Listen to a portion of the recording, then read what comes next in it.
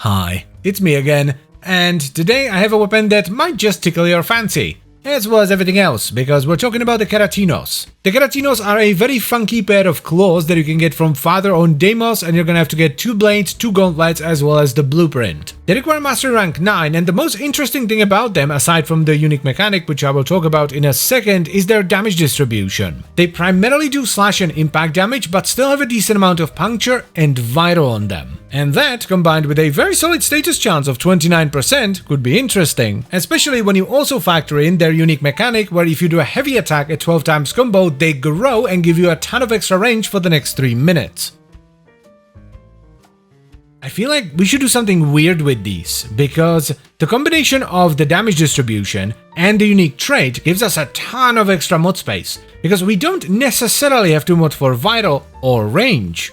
Let's get a stance on here. I don't know which one.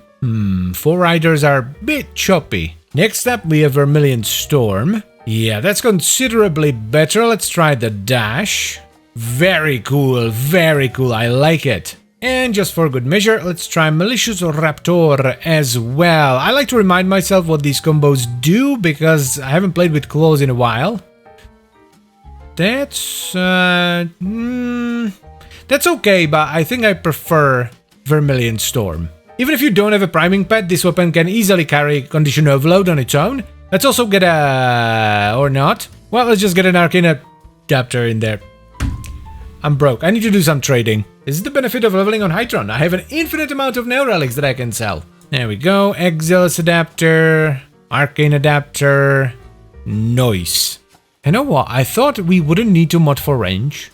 But what if we go for maximum range instead? Definitely want to run Weeping Wounds for mat status. Vermilion Storm doesn't have a ton of forced slash.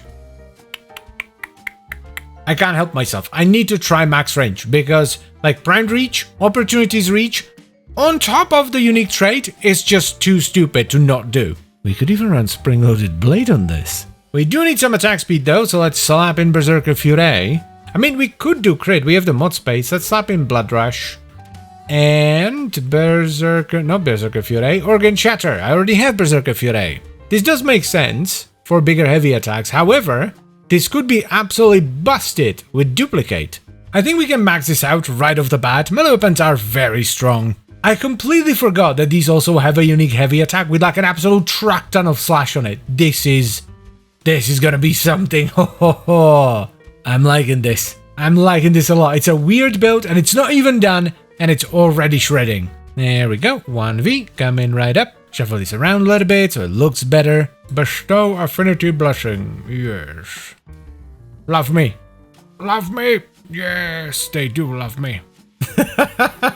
The range on this is so dumb, especially the heavies. It's massive. This is so cool. There we go. There's the ding. Second V. I can't help myself. We need spring-loaded blade as well. Like, it would be better to run like a faction mode or something, but nah. Spring-loaded blade. And for now, let's just slap in Drifting Contact. This should be the last time we need to max this out. I guess we slap in another V. Melee weapons can never have enough Vs. Hehe, double attack speed, baby. Oh, this is such a weird build. I love it. Triple range, plus the trait, double attack speed. Oh, this is a dumb build.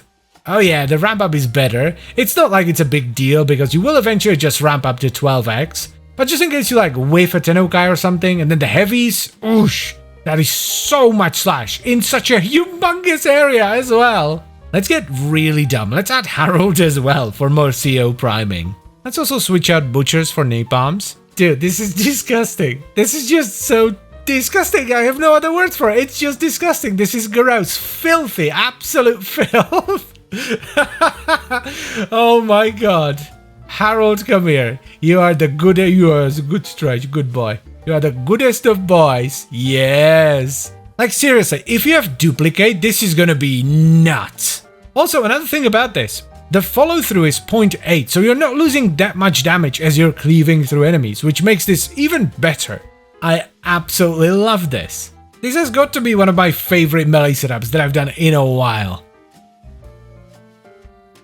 So here's the final build for the Keratinos, and it's pretty weird. We have Vermilion Storm as our stance, but that doesn't really matter, just use whatever stance you prefer. Then we have Condition Overload for damage, Weeping Wound for status, Blood Rush for crit chance, Organ Shatter for crit damage. Then we have Primed Reach and Spring-Loaded Blade, which when combined with the unique trait as well as Opportunities Reach, which is our Tennokai trigger, gives us an absolutely ludicrous amount of range on both light and heavy attacks. And we top it all off with Berserker Fury and Quickening for a ridiculous amount of attack speed as well as faster combo build-up thanks to Quickening. It would be better to have a faction mod in here somewhere because the majority of our damage is Slash, which gets a massive multiplier from faction mods, but I'm not a big fan of faction mods. I just like my weapons to be universally good. I don't like to swap mods around whenever I want to fight a different faction. Also, while we are using melee animosity, you would be better off with melee duplicate, especially if you have a high rank melee duplicate, because Blood Rush on a weapon like this is gonna give you around 70-ish% crit chance. Is this the best build ever made? No. But is it the best build you can run on the Keratinos?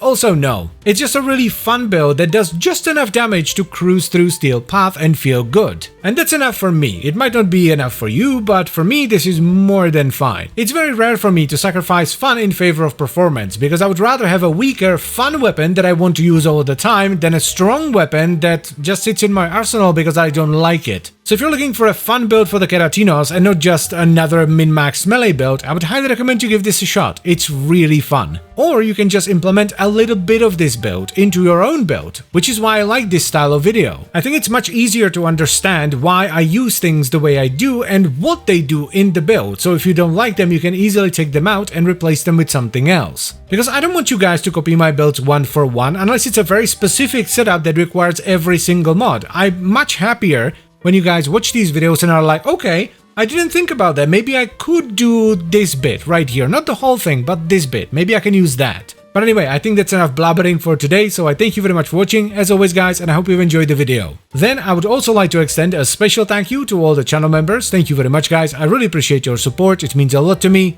and I will see you next time. Bye bye.